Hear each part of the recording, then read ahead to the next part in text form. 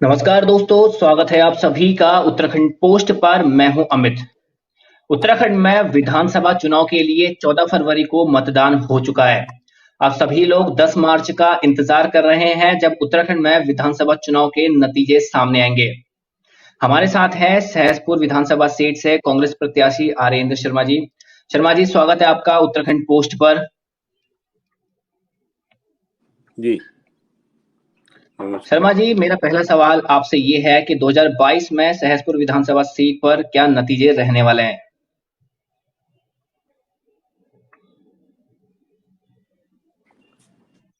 देखिए, जी सर।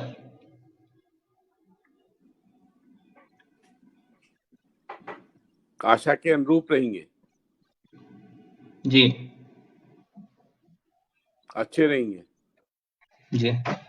पिछली बार के अगर चुनाव की बात करें तो आपने 2017 में निर्दलीय चुनाव लड़ा था और आपको अच्छे वोट मिले थे, लगभग जी कांग्रेस प्रत्याशी किशोर उपाध्याय से कुछ कम। तो इस बार क्या संभावना आपको लग रही है? आप चुनाव प्रचार में गए तो जनता के मन को आपने कितना टटोल पाए, क्या आपको लगा? जनता का आशीर्वाद मिला है, उनका सहयोग मिला है, अपने युवा साथियों का, महिलाओं का और सभी अपने कांग्रेस जनों का। हमको बहुत सारा उनको सबने बहुत परिश्रम किया है और जीत जो है सुनिश्चित है। जीत अवश्य होगी, अच्छे उससे होगी। जी, 2017 में बीजेपी प्रत्याशी सहदेव कुंडीर ने जीत हासिल की थी। उनका 5 साल का कार्यकाल पूरा हो चुका है। क्या लगता है आपको, उन्होंने कितना काम किया है विधानसभा सीट पर? देखिए, उस विधानसभा में कोई भी ऐसा विकास का काम नहीं किया है जो वो गिना सकते हो।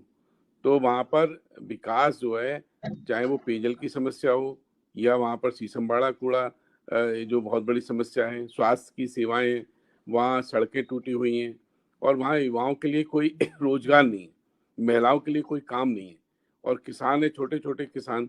तो वहाँ पर हर वर्ग नाराज है आज की समय। जी। क्या लगता है कि 5 साल में क्या काम होने चाहिए थे जो बीजेपी नहीं कर पाई है इस विधानसभा पर?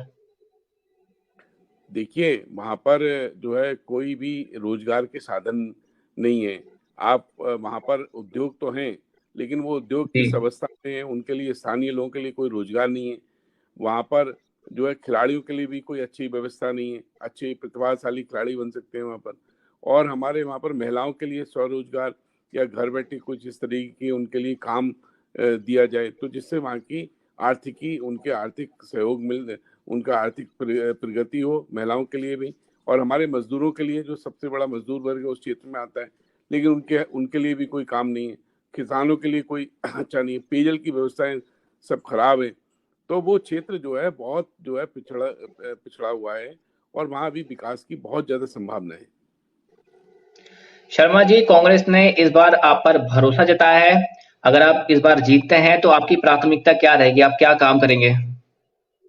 युवाओं के लिए जो बेरोजगार हैं उनके लिए रोजगार सृजन करना, अपनी महिलाओं के लिए काम देना और हमने जो अपने घोषणा पत्र में भी वायदा किया है कि हम 500 रुपए से जो सिलेंडर की कीमत है, आज हर जो है महिला और परिवार परेशान है उस कीमत बढ़ने से, तो हम उसके लिए और अपने खिलाड़ियों के लिए हम जो है वहाँ पर कुछ इस तरीके का इंफ्रास्ट्रक्चर बनाना चाहते हैं जिससे हमारे प्रतिभाशाली खिलाड़ियों के लिए अच्छे अपने उत्तराखंड और अंतर्राष्ट्रीय स्तर पर वो अपनी प्रतिभा दिखा सकें।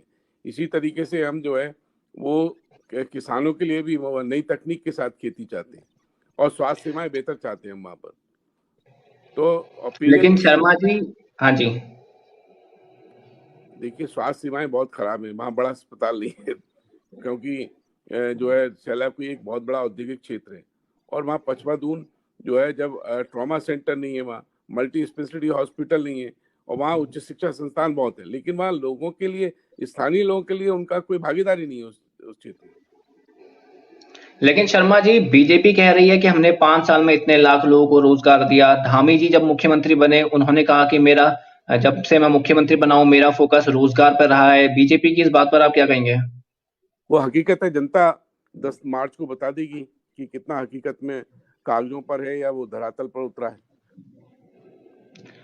अच्छा, मतदान के बाद भाजपा में भीतरघात के मामले सामने आए हैं। कई विधायक सामने आए जिन्होंने बताया कि पार्टी में भीतरघात हुआ, हमें पार्टी से ही हराने की कोशिश की गई है। इस पर आपकी क्या राय है? ये उनकी अपनी पार्टी का मैटर है। पार्टी के अंदरूनी मंच पर वो लोग अपनी फोरम है, वो अपनी है, उसमें उनकी पार्टी का आंतरिक मामला है, उसमें हम क्या कह सकते हैं।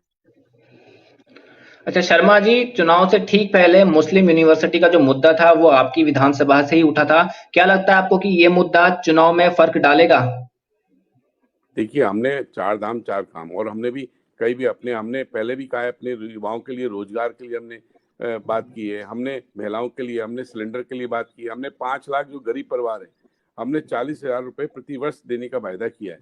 तो हमने अपने जो वायदे हैं घोषणा पत्र के, वो हमने वायदे किए जनता से, और जनता सहसपुर की चाहती है कि विकास, वो जानती है कि मुझे क्या जरूरत है और मेरे विकास के लिए कौन कर सकता है। तो कांग्रेस ही एक पार्टी है जो उसका विकास कर सकती है। लेकिन शर्मा जी, मुस्लिम यूनिवर्सिटी के मुद्दे को बीजेपी ने खूब भुनाया और पोलराइज करने की से कोशिश की। क्या लगता है आपको इसमें बीजेपी कामयाब हो पाएगी? क्या क्या है क्या नहीं है, ये जनता के विकास की बात नहीं की है, तो अब वो तो इस तरीके का कोई वो हो सकता है, लेकिन हमने जनता के विकास की बात की है। जनता समझ चुकी है, सहसपुर की जनता समझदार है, और 10 मार्च को जो परिणाम आएगा वो विकास के लिए होगा पूरा। अगर उत्तराखंड के अतीत की अगर बात की जाए तो हर 5 साल में यहाँ सत्ता परिवर्तन होता है, लेकिन बीजेपी कह रही है कि इस बार सत्ता परिवर्तन की रवायत टूटेगी और हम 60 से ज्यादा सीट जीत रहे हैं और सरकार बना रहे हैं पूर्ण बहुमत की। कांग्रेस बहुमत के साथ सरकार बना रही है। जी, क्या लगता है भाजपा कितनी सीटें जीतेगी इस बार? अब ये कौन जीतेगा क्या है, लेकिन हम बहुमत के साथ सरकार बना रहे हैं। जी। अच्छा, सहसपुर विधानसभा सीट पर सिटिंग एमएलए थे सहदेव पुंडीर और उनकी ही सरकार राज्य में थी। क्या लगता है आपको सहदेव सिंह पुंडीर यहाँ कितना काम कर पाए, कितना विकास यहाँ पर वो कर पाए? मैंने पहले भी बताया आपके लिए कि वहाँ कोई विकास जी। का काम नहीं हुआ किसी वर्ग के लिए, और ना सड़कों का अच्छा हाल है, ना पेयजल की व्यवस्था अच्छी है, ना स्वास्थ्य सेवाएं बेहतर हुई है, ना फॉरेस्ट की सड़कों है जो रुकी पड़ी हैं। कोई ऐसा वहाँ पर बड़ा योग भी काम जो गिनाया जा सके उस क्षेत्र में नहीं हुआ है, ना बेरोजगारी उस क्षेत्र में हुए। बीजेपी प्रत्याशी सहदेव सिंह पुंडीर कहते हैं कि वो एक बार फिर से यहाँ जीतने जा रहे हैं। इस पर आप क्या कहेंगे? अब कोई क्या कह सकता है, लेकिन हम जो है बहुत अच्छे हैं। हमने जो जनता का आशीर्वाद मिला है वो आपके मीडिया ने भी देखा, और 10 मार्च को इसका आप खुद ही अंदाजा लग जाएगा कि कितनी बड़ी जीत होने जा रही है उत्तराखंड में। पिछली बार यहाँ से किशोर उपाध्याय ने चुनाव लड़ा था और इस बार उन्होंने बीजेपी का दामन थाम लिया है।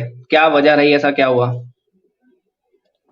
अब देखिए, कांग्रेस तो हमेशा नीतियों की हम जहां पर बात करते हैं, हमने कभी अब किसका क्या विचार हुआ है, कौन क्या छोड़ के गया, पार्टी ने जो है उसका जवाब दे दिया है। पार्टी का ये है, पार्टी ने अपना निर्णय लिया है, ठीक निर्णय लिया है हमारी पार्टी ने।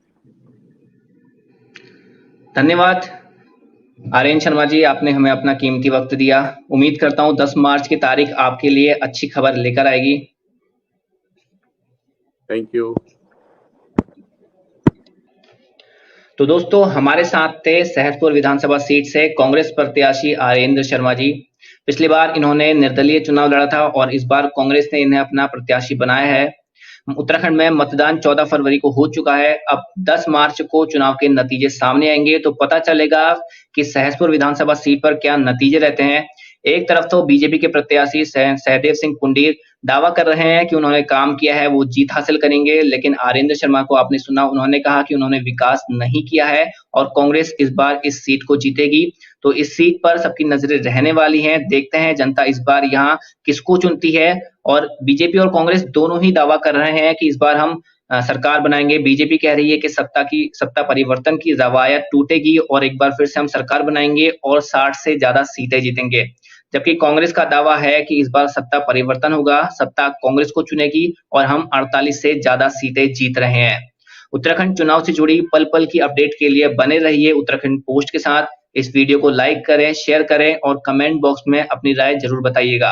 आपसे फिर मुलाकात होगी। नमस्कार। उत्तराखंड से जुड़ी ऐसे ही रोचक वीडियो और खबरें सबसे पहले पाने के लिए आज ही सब्सक्राइब करें हमारा YouTube चैनल और बेल आइकन को जरूर प्रेस करें। वीडियो को लाइक करें और शेयर करना ना भूलें।